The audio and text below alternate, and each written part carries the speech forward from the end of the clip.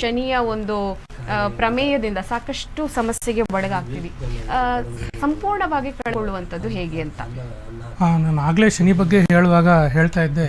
So Shani ಅಶುಭ ಗ್ರಹ ಅಲ್ಲ ಅಥವಾ ಶುಭ ಗ್ರಹವೂ ಅಲ್ಲ. ನಮ್ಮ ಕರ್ಮಫಲ ಹೇಗಿದೆ ಅದಕ್ಕೆ ತಕ್ಕಂತೆ ಫಲವನ್ನು ಕೊಡ್ತಕ್ಕಂಥವನು ಶನಿ. ಕರ್ಮಫಲದಾತ ಅಂತ ಹೇಳ್ತಾರೆ ಶನಿನ. ಸೊ ಹಾಗಾಗಿ ಶನಿಯ ಕಾರಕತ್ತಳನ್ನು ನಾವು ನೋಡಿದ್ರೆ ಮೊದಲನೇದಾಗಿ ಮನಸ್ಸಿಗೆ ಅವನು ಖಿನ್ನತೆಯನ್ನು ಕೊಡ್ತಾನೆ. ಸೊ ಮನೋರೋಗಗಳು ಬರುತ್ತೆ ಶನಿಯ ಒಂದು ಪ್ರಭಾವದಿಂದ.